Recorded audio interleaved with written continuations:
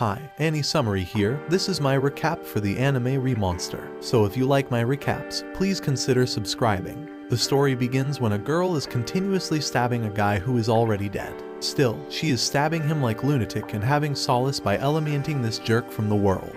His blood is shedding like stream, but she is not stopping even for a second. It's clear that this girl hates the main character Kanata. Also, the guy has no concern with his name, the thing that is popping around his mind by taking his last breath that he is going to die. By thinking about this, he closes his eyes. When again his eyes open, then he look at the old green man whom he think disgusting. Before closing his eyes, this old man gives him the Goblin name accidentally. Also, he can't object because he is unable to speak or move properly. Still, this old man provides him with worms to eat, which this young green child consumes. Second time, when he awakes up, he realizes he has turned into a green child.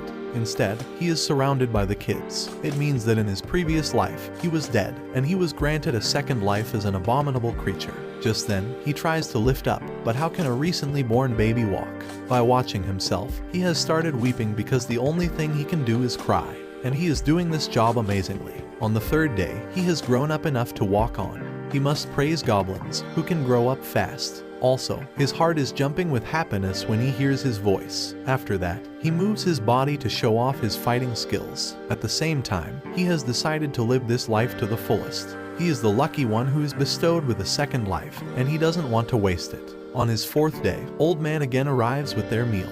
But also, he has brought bad news, in which they have to hunt their own. This is going to be their last meal that he has brought for them. As they need to catch their prey, they have started eating the worms as if they haven't eaten since they were born. To take the bird's eye off the outside, Goblin comes out of the cave. Here he looks at the sun, which is the same as in his previous life. But the plants and animals around this place are totally opposite. To chase him, Goblin arrives. He is a Goblin fellow like others. As he seems stronger than all of the others, he has made it his mind to make him his partner. For prey, they are roaming around the forest. At the same time, they observe the rabbit, who has a horn. Goblin has started chasing the rabbit, who is running away to save his life. Goblin, who is on the tree waiting for his turn, jumps on the earth and cramps the head of the rabbit with a stick. Now, it's their first hunt, and Goblin wants to consume it as soon as possible. But Goblin doesn't permit him to smash the wooden stick many times on his face. How can he forget to share the food? Actually, Goblin taught him his first lesson, to live a life. Also, he has torn apart the horn of the rabbit. In reality, he is going to use this horn as a weapon. Besides, Goblin's mouth is watering from watching the meat of a rabbit. Now, he can't ignore him, and he has allowed him to enjoy the meal. While taking a merciless bite, he is thankful to Goblin. Because of him, he is eligible to have this mouth-watering rabbit. On the fifth day, they are using the same strategy to hunt. This time, Goblin has killed the rabbit by penetrating the horn. Within a few seconds, he sensed that he had obtained the most legendary horn, because it can be used as a weapon. Now, he has two horns that he can use as weapons. By ignoring him, Goblin is satisfying his stomach by eating the lavish rabbit meat. When he tastes the rabbit, he can sense that he has obtained the ability to escape. But how can it happen? It only happens because he still has the ability of his previous life, which is absorption. By availing of it, he can absorb the animal's powers. In this world, all his abilities are going to reset. Now, he has to wait for his prey to jump on him. Rather, he chases the rabbit and penetrates the horn in his body to eliminate it. Observing this, Goblin is stunned at how amazing his personality is. Ignoring him, he offers him a horn to use as a weapon, and he is surprised to think that there are many unexplored animals with abilities. Thinking about this, a smile appears on his face. On his sixth day, he is with his friends. Here, Goblin is shouting after hearing they have already hunted the horned rabbit. She has been inspired by Goblin and praises him. While praising, her cheeks have become red, but she has become obsessed with him. She can imagine the mouth-watering taste of a horned rabbit. Also, Goblin wants to listen to his praise and flattery, but she ignores him. Her center of attention is Goblin. By seeing her excitement, he has given her an offer to join them next morning. Unfortunately, it is raining on the seventh day. He is unable to fulfill his promise. It has to be extended. But he can't waste this day, so he moves to explore the material. By finding them, he can create a deadly weapon. Examining the cave, he has found the material. Not only this, he has found the naked woman. He has no idea what these women are doing, but he has no time to think about them. So, he turns his attention to making a lethal weapon. Before he thinks further, an old man joins him who is inspired by his powers. He knows he can level up quickly and also evolve. But this conversation is beyond his imagination until he knocks on his head. Just then, he has realized his level is 86. To evolve, he needs to raise 100. When he reaches 100, he can evolve into a hobgoblin. But only one can turn into hobgoblin, and he can go to Gobru. Also, this old man reveals that hobgoblin, who has already evolved, is going to come here, and he is shocked at the prey he will bring for them. On the next day, Gobmi also joined them by hitting the creature with her weapon, and Gobro chases the other crawling creature. And last, Gubkichi is on the front, smashing the creature with his wooden weapon. Together, they create an unbeatable team. Just then, they started eating their food. Gobmi is thankful to Gobru because of him, she is eligible to have Thai meat. On the other hand, Gobru can also absorb its many abilities. He now has the venom and evil eye to knock his enemy. He is pleased because this snake has increased his ability. Gubkicho distracts his attention by inquiring about the head of the snake. He desires to have a head of steam, but Gobru doesn't permit him because he can be dead meat by swallowing it. Also, Gobru has made up his mind to survive in this world. Doesn't matter how difficult life can be here. Meanwhile, on the 9th and 10th days, they have made equipment to beat the enemy. On the 11th day, they figure out the cave and decide to explore it, but they have no idea how challenging this cave can be. While stepping in, they confront the red eyes. Soon, they realize that groups of bats want to chew them. Without having a second thought, they rush back. Gobru asks Gobmi to run away and orders Gubchiko to create a shield for him, and he uses evil eyes. Through this attack, everyone has been frozen. By doing so, he can hunt the bats with his weapon. One by one, he is obliterating their breath. After that, they are enjoying their meal. This time, Gobru has gained the Vamp Up ability. A new animal is giving him new abilities. From the distance, 3 goblins are keeping an eye on them. They are getting jealous of him because they are having mouth-watering meals, and they are dying from hunger because they don't know how to hunt. To teach them a lesson, when everyone has slept, they try to beat Gobru, but they have no idea they have messed up with the wrong person. With a few moves, he has compelled them to say sorry. He has knocked 6 goblins, and they are watching at him by holding their breath. At the same time, he uses venomous abilities, but they go wrong because he has no control over them. Gobmi, who has awoke, was pissed when she realized they wanted to kill her Gobru. In wrath, she hops in to kill them. Before she elects them, Gobru holds her and restrains her from pursuing her ulterior motives. Also, he assures her that he is perfectly fine, so she shouldn't beat them up. On the 13th day, they decided to catch Orc. First of all, Gobmi gives him a strong hit with her weapon. After that, Gubkicho tries to overpower him, but he is pushed away. When Gobmi relays, he hit Gubkicho, and then she again threw stones at him. As a result, it has injured his fingers, and he has fallen to the ground. Gobru takes the lead and kills him by penetrating the horns in his body. Later, they started eating. By eating the orc meat, he has learned to detect and analyze. As they are full, Gobru asks them to pack the meal. He has packed the meal for his fellows who don't know about the hunting. By watching their meal, they are about to get mad and start eating like lunatics. They are grateful to Gobru, who has given them hearty food. In his previous life, he didn't bother to think about the weak. But in his new life, he has learned many things and decided to help the needy and weak goblins. While sleeping, something tormented him in his dream. It's an evolving system that wants their permission to evolve. Because he has reached 100 levels, the sleepyhead has granted him permission. Consequently, on the 14th day, his personality changed. He has become hobgoblin and human-likely handsome. Not only Gobru but also Gubkichu have transformed into hobgoblin.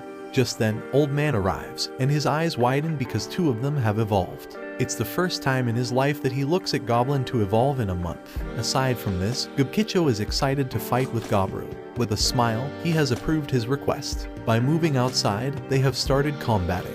They have remarkably good fighting skills, and Gobru is faster than his imagination. With a few moves, he has knocked down Gubkicho. Lion is always lion, it doesn't matter who he fights with. Secretly, Gobmi is keeping an eye on them, but Gobru, who has a hawk eye, knows about her presence. Also, he has realized that there is impending danger, and he tells Gobmi to bring her crossbow. There is a wolf pack that is hunting the horned rabbit. Within a second, they had consumed them, and their next prey is Orc, which is also not challenging for them. They have shattering the Orc in a blink of an eye. Just then, Gobru is glad because they can test their new powers on them. At the same time, Gobmi attacked one of them with her crossbow, and they also step inside the fight with their weapons. With his wooden weapon, Gubkicho is beating them up, and Gobru is knocking them down with his lethal weapon. In no time, the wolf's dead bodies are laying on the floor, but one of them is angrily watching them. As he is also wounded, he can't stand on his foot any longer, and he falls apart on the ground. Just then, Gobru has realized that he is the leader, and he has decided to prey on him. With his sharp jaw, he has eaten him and gained the ability to order. After consuming, they took all the meat from his pack. They are again pleased to have the meat of a wolf. In exchange, he wants their favor. Also, he is humble and kind enough to teach them hunting. By hearing this, they are glad because they are not going to die from hunger. In addition, he is again doing favors to teach them to make weapons. In this life, his only purpose is to eat, and he can also make friends. Next day, Gobru wakes up. Gobji is worried, watching the sky-high flames in front of him. On day 17th, these women committed suicide by drinking poison and setting themselves on fire. Elder goblins regret their sad demise but can't do anything now. On the day 26th, Gobru trains the goblins of his age regularly, but in spite of improving their skill and stamina, he also ate many valuable enemies that remarkably increased his stamina and power. Gobru struggles to reach the finish post as she is tired of the exhausting exercise. Suddenly, they see someone coming towards them. Gobru gets ready with his sword to fight uninvited intruders. But at the same time, Elder Goblin stops them hastily, as these are not their enemies. They are parent goblins, and as they approach them, Gobru was astonished to see human captives with them. A muscular goblin, Hobkin, is so happy to bring the good stuff to feast on. Gobru looks at the innocent faces of the healthy young girls tied in a rope and feels pity for them.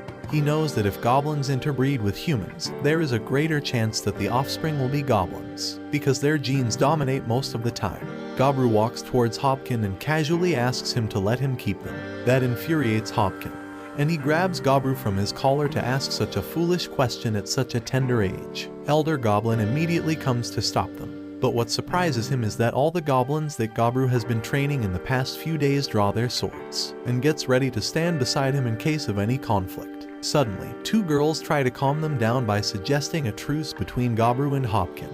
They both are the most potent, but she knows that a fight without weapons will decide who is more powerful. Hence, whoever wins from them will lead them from now on. Hobkin is so sure of his muscular body and strength that he immediately accepts the challenge. The fight begins and ends in a couple of moments, because Gobru ties Hobkin in the thread that emerges from his fingers as a part of his body. It's not a weapon but a powerful tool to defeat the opponent. Gobru learned to make spider thread from spider demon, which is quite handy now. He wants Hobkin to disappear now, as according to the agreement, he is the winner and leader now. He now turns towards the numerous goblins standing and asks if they accept him as their leader. Everyone agrees without a complaint, while Hobkin lies on the ground miserably tied to the spider strings. Afterward, he goes to the captive girls and promises them protection and safety. He ensures that they will not be harmed here during their stay. Moreover, he will return them to their village as soon as possible. The human girls are so surprised at the compassionate behavior of a goblin. One of the girls asks what he wants in return for their freedom and for saving their lives. Gobru assures them that he wants nothing. If anything, he would only like to acquire human knowledge. Later, he finds out the details about the women. They went out hunting with a group of men and women, but on the way, goblins found and killed all their men. They saved the 5 women and brought them with them here. The girls tell their story and begin crying miserably. Gobru does not stand there and leave them alone to mourn the loss. The next day is the 28th, and Gobru is surprised to see the girls lookatively fresh now. He comforted them by making the food using the ingredients found in the looted items, but he admits that human food is far superior to goblin food. It refreshed his mind, which is best for a healthy brain. He learns many things from them. Unlike goblins, they grow up and learn many skills, while goblins only evolve in higher-level goblins. Among those 5 girls, one is a blacksmith. 2 girls among them are sisters, and they can cook food well. The other girl, with glasses on her eyes, is a chemist. That leaves the red-haired girl, who looks like a fighter. But under these circumstances, she is useless. On the other hand, the goblins perform challenging exercises and fall after getting dead tired. Gobru gathers them all and makes for the coming days. Unlike their traditional style of living, they will not go on hunting for a few days. He wants them to focus on learning and exercise. Hobkin dislikes it but agrees anyway. On day 31st, they retreat to a cave, and to spare themselves from boredom, Gobru and Gobkichi fight to improve their swordsmanship. But the terrible thing happened that night, as Gobru had expected from goblins. They reach the sleeping human girls and look at them as their prey. At the same time, Gobru grabs and beats the attacking goblins. Then he ties all of them in the spider web emerging from his fingers. This time, he is so angry that goblins attack the girls at night despite his warning. Hobkin was leading the clan, but after tying them, he apologizes to the red-haired girl. But she starts crying and hugs Gobru. At the same time, other goblins arrive there as they want to know what's happened. He orders them to take the offenders outside as he wants to punish them in front of everyone, which will set an example for all. He hangs the Hopkin upside down and ensures everyone follows his rules. That following morning, he found Hibkin dead. On day 32nd, they face a scaly white horse running towards them. Gobkichi and Gobru attack the horse, break its tough scales, and then kill it. But as soon as Gobru eats that horse's flesh, it fills him with immense energy and gives him numerous skills, which includes quick healing and quick proficiency skills. One of the skills is triple thrust, which surprisingly struck the target 3 times when he struck it only once. That is why the Trihorn horse is a strong enemy. Gobru opens his eyes as someone shakes his bed in sleep. He opens his eyes and finds the red-haired girl before him. She silently lies beside him on the bed.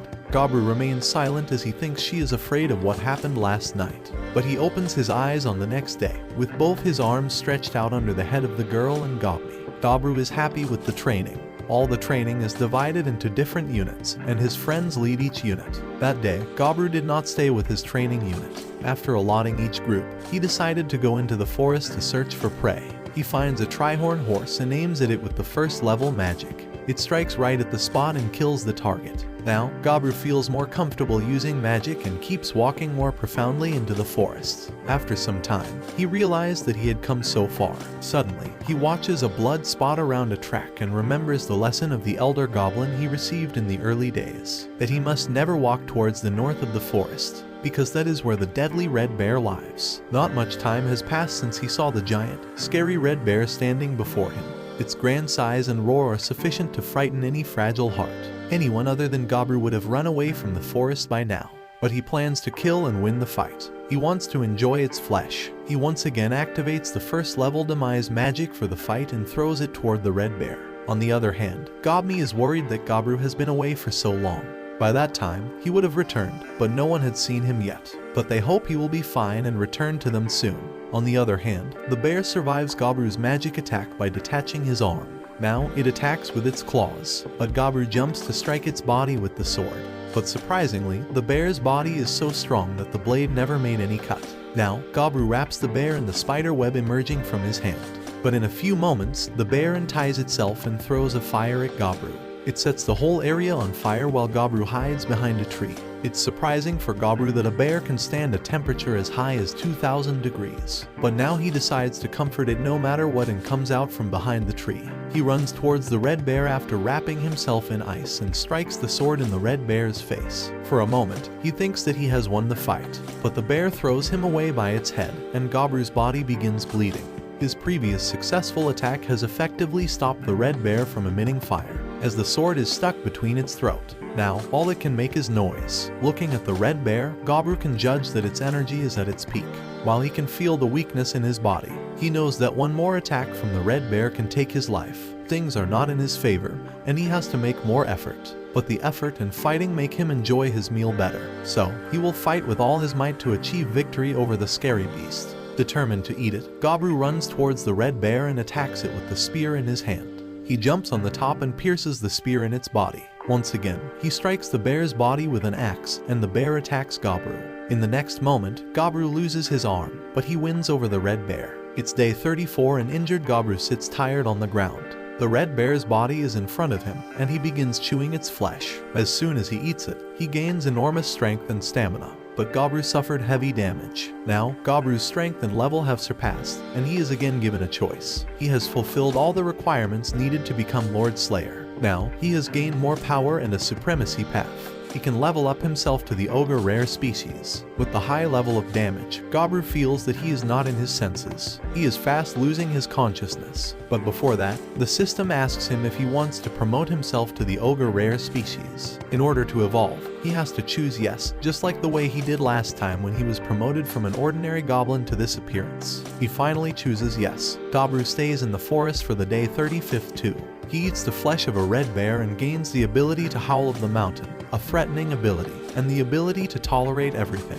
The dead bear lies in front of him, and he grabs his knife to peel its skin. But as he takes out his knife, he feels a significant decrease in its size. Not knowing what he has changed into, Gobru has started looking into a giant-sized muscular ogre. He lost their arm and has a red pattern on his body. The goblins look at him and fail to recognize him as one of them and their leader. As soon as he stands in front of them, they start running, thinking that ogres have attacked them. Gobru keeps silent and enjoys their reactions. Goblins get more frightened when they see that the giant ogre is smiling. He tries to utter the words, but before he can tell that, he has returned to his own home.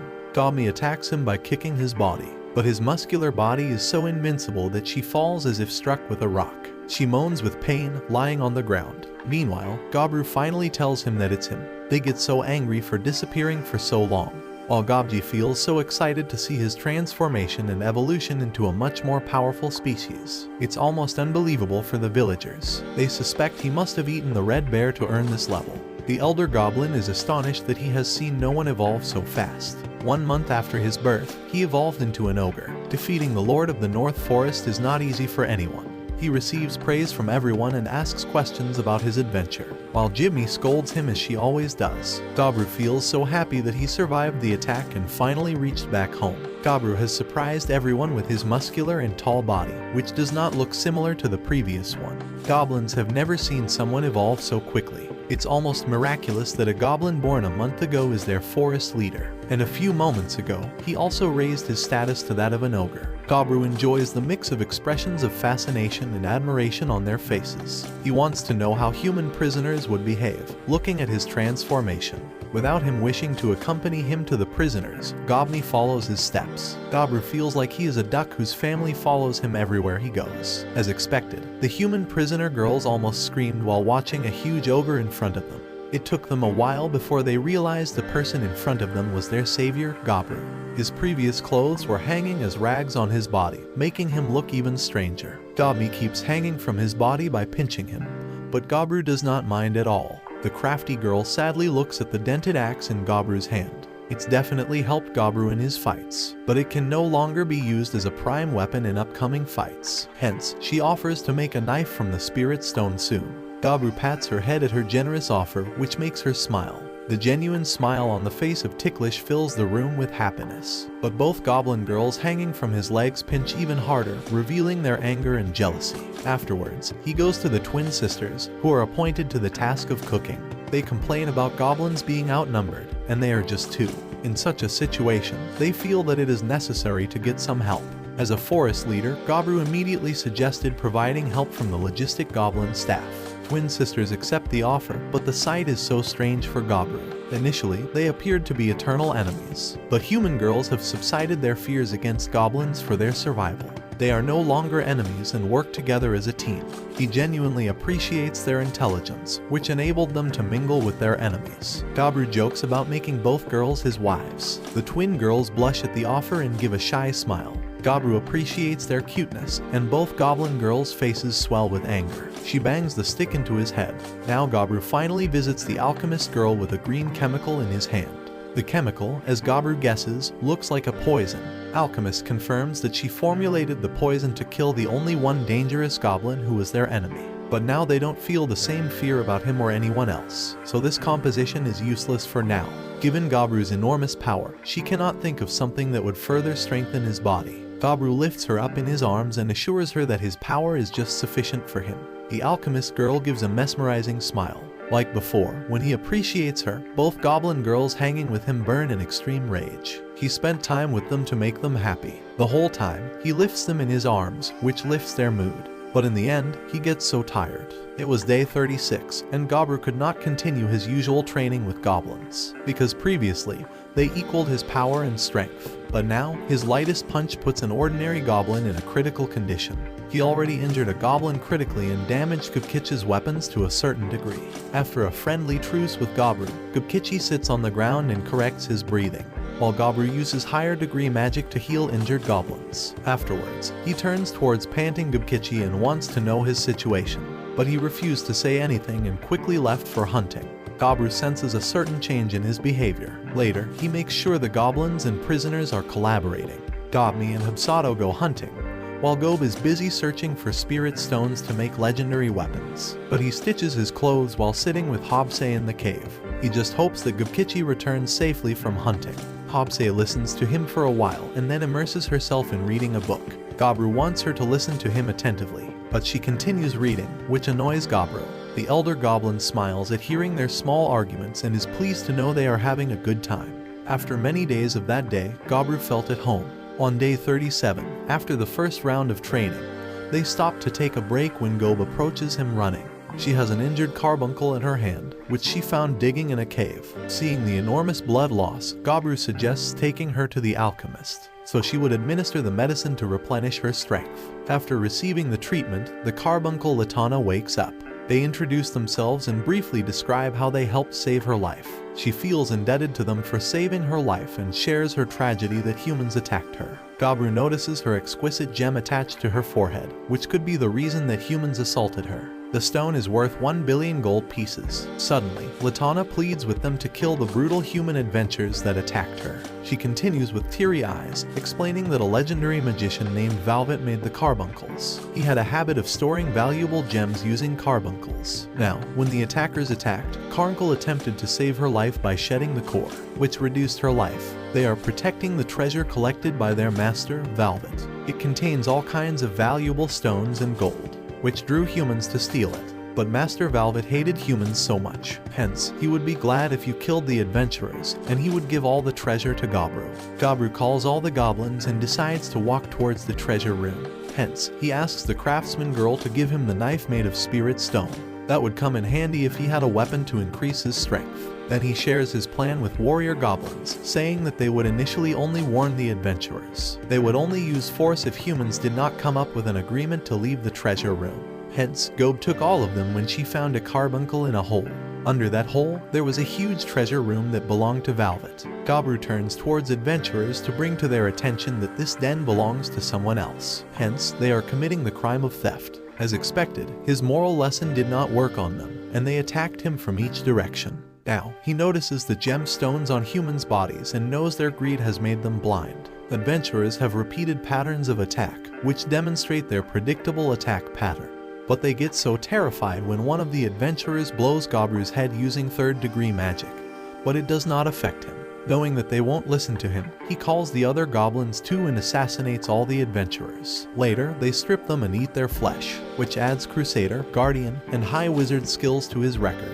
He eats the valuable equipment because he does not know what he can do with it. Later, he moves towards the hidden treasure room filled with expensive items. Velvet's skeleton sits at the front of the room, while Carbuncle shows her gratitude for helping her. She is sure her master's soul is at peace now. Latana assures them that they will find abundant gen spirit stones here, and then sits on Gobru's hand. After wishing Gobru a healthy life, she vanishes. Her forehead stone falls into his hand. After saying a silent prayer for Latana, they collect all the treasure in a big magic box. Before leaving the room, Gobru could not leave Velvet's corpse there and cremate it, which leaves a metal hand at that place. As soon as Gobru wears the hand on his severed arm, it intermingles with his flesh like his own arm. It's free to rotate and adds many skills to Gobru's record. He demolishes the room to close the hole. That night, they enjoyed their achievements with food and drinks. On day 38, he spends most of the time with the blacksmith. On day 39, he divided the valuable armor among hobgoblins and kept the vermicillin spear and a few others for himself. Now his inventory has 3 legendary class items that are so expensive that one can run an entire country with them. He is content that, with training and armor, every goblin's level is increasing.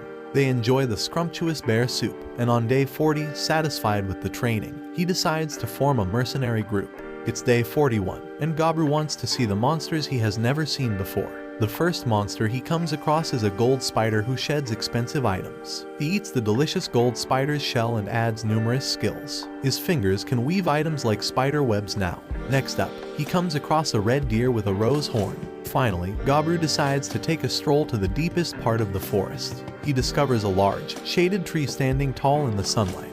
Not only that, in the middle of the forest, he comes across a dryad, famous for their beauty. They appear as females and try to entice the male from the superior species. After attracting them, dryads eat them, and to do the job, their bodies are made very attractive. No one who ever sees them can resist their charm. He remembers once an elder goblin wished to see dryads before death. Gobru has that species right in front of him, praising him for having a tall, muscular body. Its charm is really unrealistic.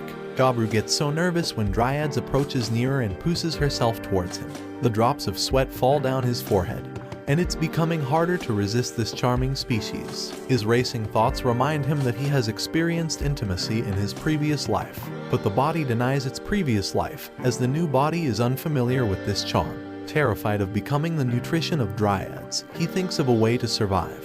For the first time in his life as a goblin, G uses his power of libido. Dryads becomes very happy with him and grants him their blessing. Moreover, she insists that he return sometime soon. He admits that he enjoyed it and then cleans his body of the sweat by taking a bath in the nearby lake. Then he encounters a lizardman and a running bull. He finishes them quickly and acquires a few skills. On day 42, Gobru appoints Gobse, the teacher of 2 goblins interested in learning magic. Later, he senses that the blacksmith girl is annoyed with him. On the 43rd day, it seems everyone is angry with him, especially the girls. They seem to run away from him. At last, he comes to the alchemy girl, who shares the reason for their anger. He did not know, but after meeting dryads, he has a kissing mark on his neck, which is visible to everyone, and the girls here are jealous that he chose someone out of here. Gobru feels so embarrassed to know, but he can't do anything now that everyone knows it. Suddenly, he thinks of running away from the place, but the alchemy girl whispers in his ear. She shares her heartfelt emotions for him secretly and requests that he accept them. At the same time, the other girls see them closer and burn in jealousy. It appears that all the girls want him, and he was unaware of it. He spends time with all the girls and adds many skills. Gubkichi waits outside and does not allow anyone to disturb him. On the 44th day, he has woken and knows he has boosted up. Gobru, who has spent quality time with Red Hair Girl and Gobni. By using his ability, he has realized some threatening strangers are moving ahead to their cave. When Gobru gets outside to meet with them, they talk frequently with him because they consider him a weakling. Gobru doesn't bother them and asks their purpose for coming here. In arrogance, these elves who consider them superior reveal that they are only here for their assistance. Actually, humans want their own treasure, and they are only here to ask for their help. In exchange, they offer them a meal every month. Gobru considers it as if they are giving food to the dog, and he gets agitated by hearing this. If they are here to get it, then they should politely ask, but they prove arrogant. In wrath, the elf tries to unleash his sword, but he has no idea it's going to be their biggest mistake. At this time, Gobru shows them a trailer for his dazzling power. By watching this, they are scared enough to death and do not have enough power to escape.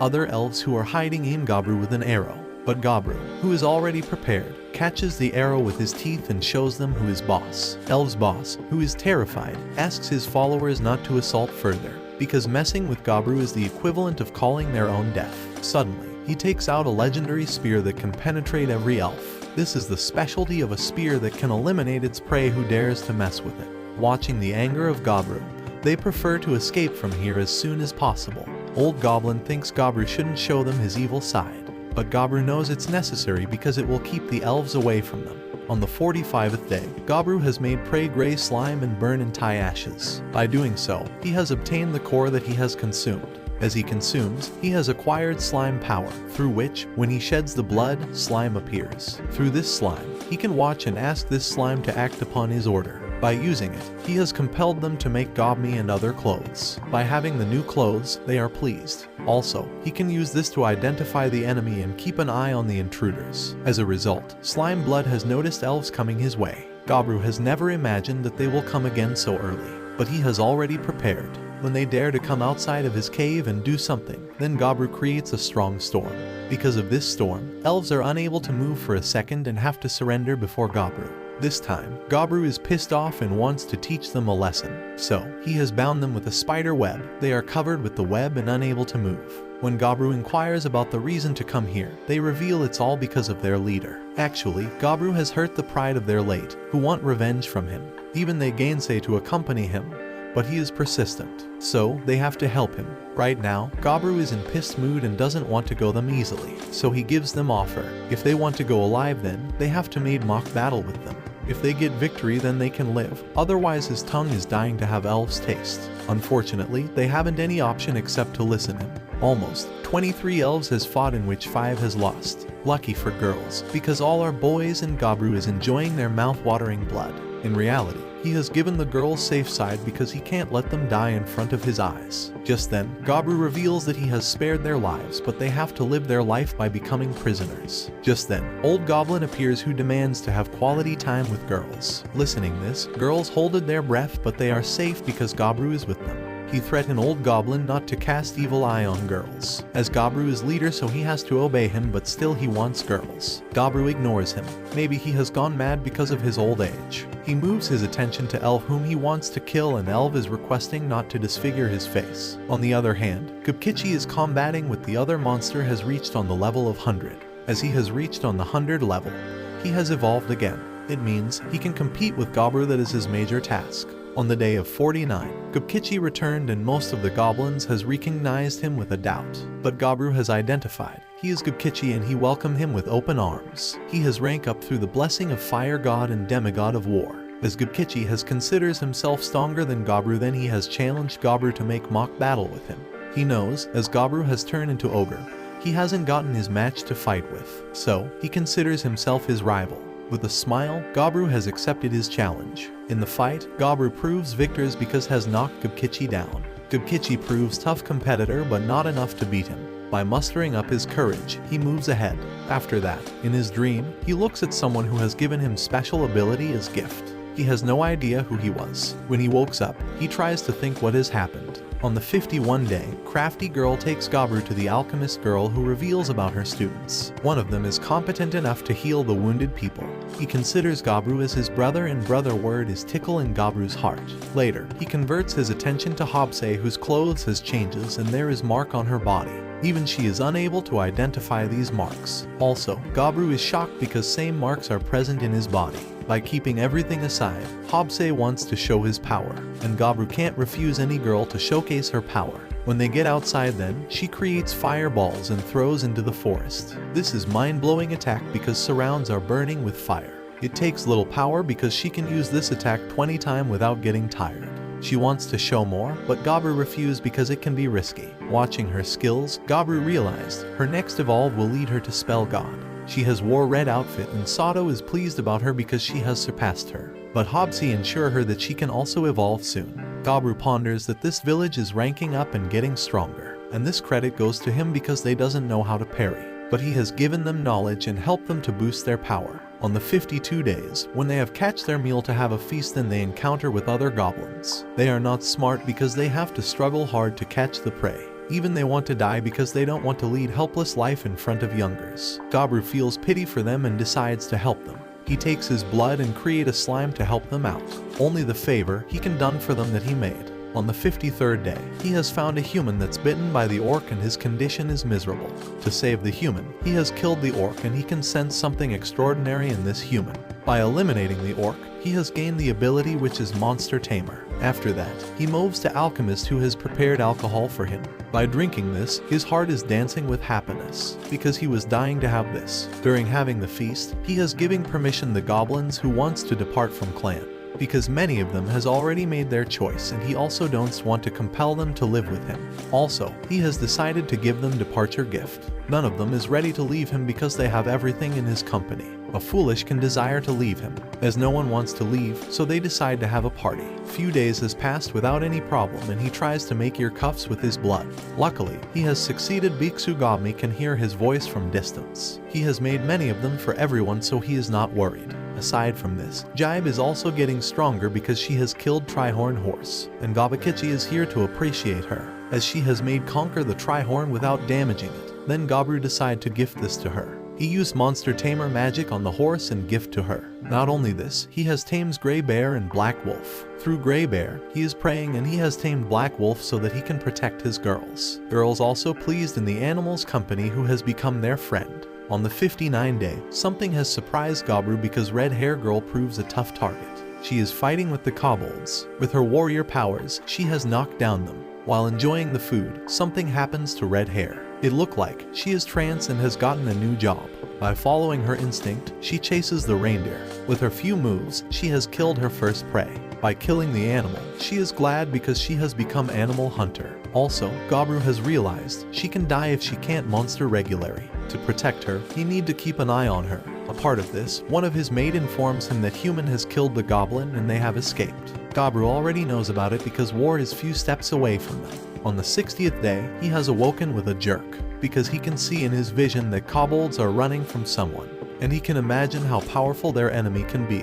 As far as he can imagine, there can be hidden force behind it. In no time, he has awakened others and orders them not to attack on the kobolds. Instead, they need to make target who is coming behind them. Just then, kobolds has hidden behind them, and when they look ahead then, they are shunned because they need to fight with the skeletons. They throws arrow at them, but it proves futile effort because they are stronger than weapons. Gabakichi and other warriors has started fighting with swinging their swords, but swords are nothing before them. Just then, they have realized they can be burst out when they use their force on them. So, Gabru asks them to leave the weapon and they need to kick and punch on the skeleton. By using the same technique, they have wiped them out. Even Gabru has entered in battle. With few moves, he has cleared his surrounded. Also, their master is also proved piece of cake for him.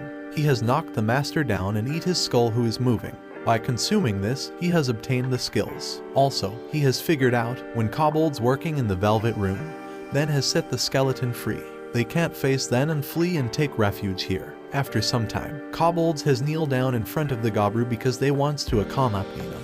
Gabru is wondered because he has killed their mates, but they knows weakling always needs stronger one to survive, and they need their help. Gabru is shocked because everyone wants to join him and their clan is becoming bigger. Gabru asks them to take rest. After that, they can discuss about this matter. Like this video and subscribe to Annie Summary for more anime recap.